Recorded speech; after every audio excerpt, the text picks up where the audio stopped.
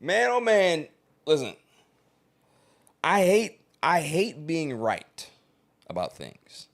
I hate being right about those damn Clippers. But hey, I got to because I knew it. I knew it. And shouts to listen, Pablo Torre, he got a fan out of me because I watched two podcasts and man, you talk about investigative reporting. This man has found such I don't even know how he found it. But the fact that it was out there, public record, and the only reason why we know is because this company went under. They went bankrupt. Had they not gone bankrupt, we would still not know what the hell is going on. So just think about this. Kawhi Leonard signs with the Clippers, 2019. All of a sudden, there's this company that Steve Ballmer invests $50 million into. That company now is the first official sponsor of the Inuit Dome for the Clippers in the brand new arena, right? So Pablo Torre finds it that according to the people that work there, because he spoke to some people anonymously, there's the filings, all the things that they have a $28 million deal for Kawhi Leonard. It's a no-show deal, which means that you ain't got to do nothing and just get this money. But he uncovered that they also gave him $20 million in stock to raise the amount to $48 million. So according to Steve Ballmer, is that they defrauded him, they're scammers, blah, blah, blah. Cool. The agreement was the $7 million a year for 4 years was supposed to be paid out every quarter. So he's going to get $1.75 million every quarter. So the first payment in 2022 was supposed to be in June. They don't make the payment until July. So, Silent Assassin, what does that already tell you? Got no money. Clearly, something's going on, right? Yeah. So the next payment is supposed to be sometime in October, September, October. They go ahead and see in October, and they check the statement, no payment made in October. So now Uncle Dennis, who's the point man for Kawhi Leonard, he's mad now. So the anonymous sources saying that they're getting calls from Uncle Dennis, where's the money? But they're getting calls from other people, other clients saying, where's the money? They're hemorrhaging money because the guys that were at the top were stealing the funds. Those guys have already been indicted for wire fraud. So now we get to December. December, there was a payment made of $1.75 million on December 15th. So how is this company still being able to make those payments when they're hemorrhaging money? The employees saying the checks are being bounced. They don't know where the money is coming from. They don't know if they're going to have a job. I think 200 people got laid off that day on the 15th. There was another whole bunch of executives and higher ups got let go the week prior. So what's going on? Where is this money coming from? Then Pablo Torre goes into the records and sees that there's a wire in transfer. So not wired out. Wired out means that they're sending money out. Wired in means that they're receiving money. There's a $1.99 million deal or wire in transfer from a company that's, I think it's DEA 88 Investments. There has never been a DEA 88 investment that has ever put money into this company aspirations before. This is the only time. 9 days before the actual payment from aspirations came for Kawhi Leonard, right? So they go ahead, Paulo Torre goes ahead and looks into who it is, and it's a Dennis Wong. Who the fuck is Dennis Wong? We don't know who that is. Dennis Wong is a real estate guru, right? Big guy out there in California. Dennis Wong is friends with who, Silent Assassin? Steve Ballmer. Dennis Wong also, and here's the caveat that I didn't even know. Pablo Torre didn't know until he found out.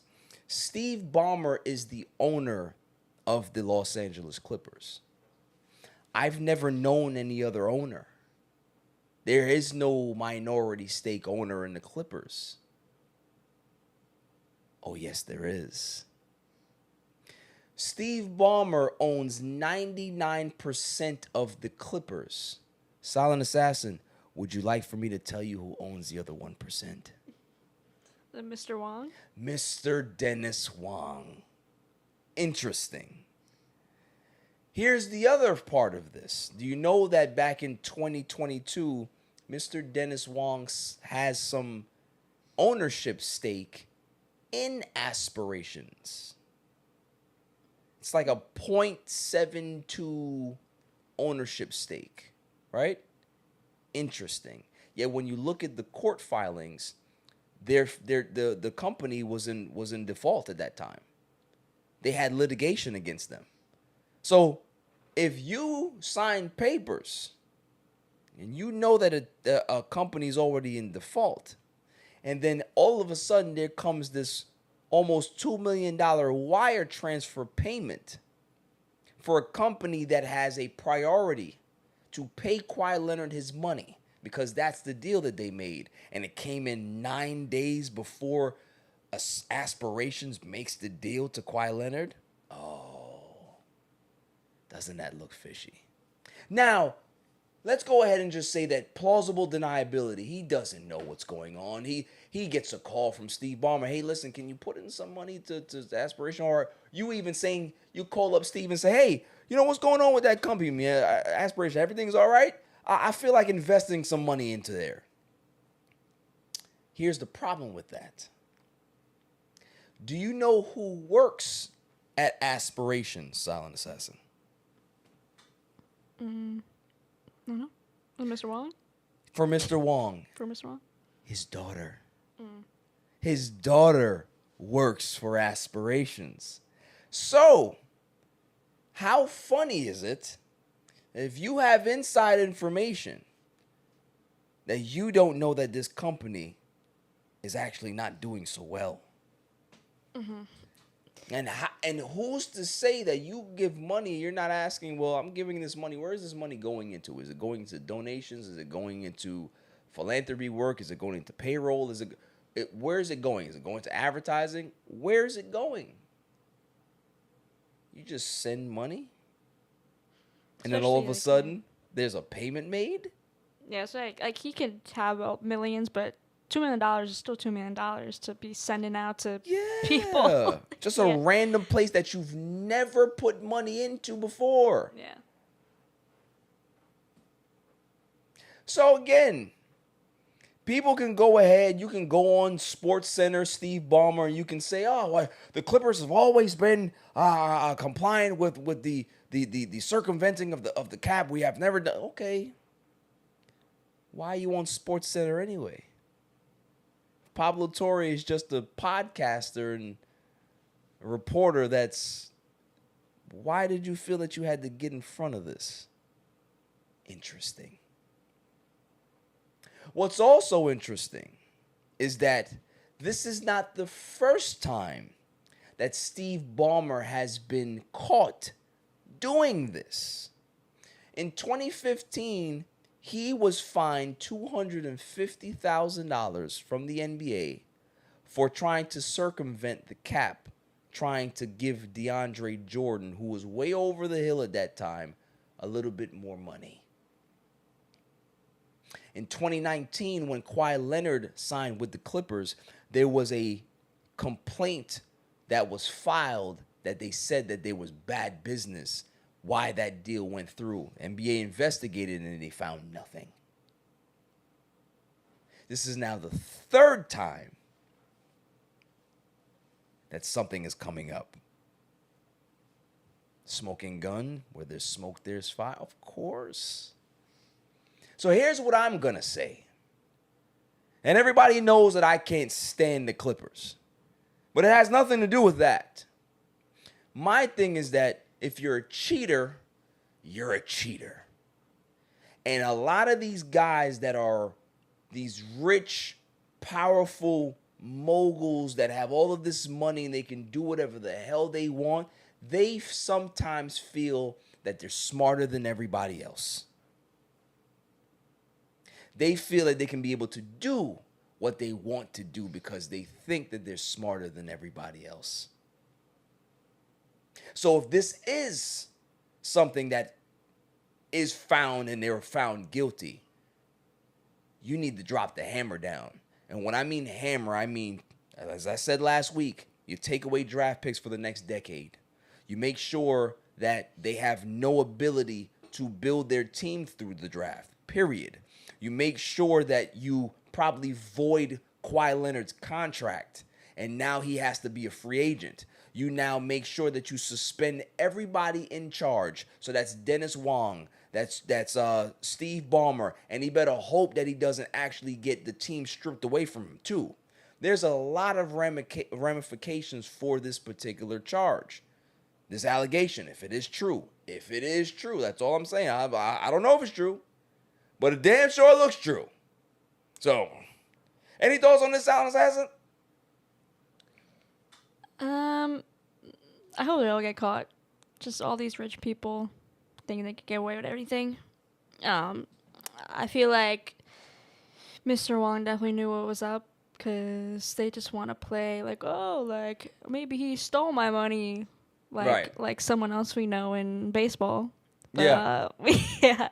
But I think that should definitely face some serious charges with the NBA, and because like you said last week, like we don't know what else is happening in not just NBA but other sports. So you kind of figure this out and kill it while it's here, so it doesn't continue to happen potentially in other sports and NBA as well. Yeah, you don't know how deep the rock goes, no matter where it is, no matter if it's in another sport, if it's currently in this sport. You got to nip this in the bud.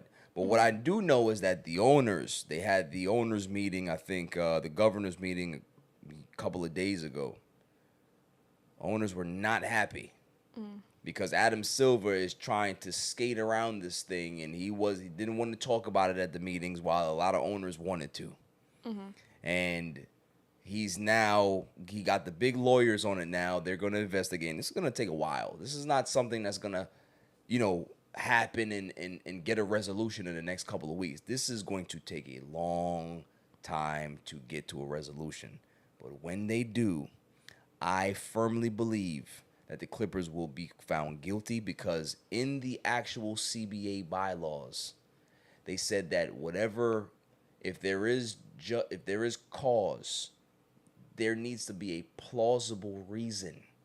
And the actual term is that you need to be able to rationalize what happened. If it doesn't make sense, the NBA can take action. It just feels like going back to the Shohei deal, which is completely illegal deal, by the way, but it just feels like you're kind of cheating in a way. So, I mean, this scenario is different, so it literally is cheating because you're kind of scooting money under the table, basically. But I feel like that type of situation, all sports just has to be like, this is what you have to do. Here are the rules. If you break the rules, then you face consequences. Yeah, 100%. I mean, listen, when you do these things, You never want to be the first person to do something. Mm-hmm. Never, right? Because when you're the first person to do something, they lay the hammer down on you because it's a deterrent.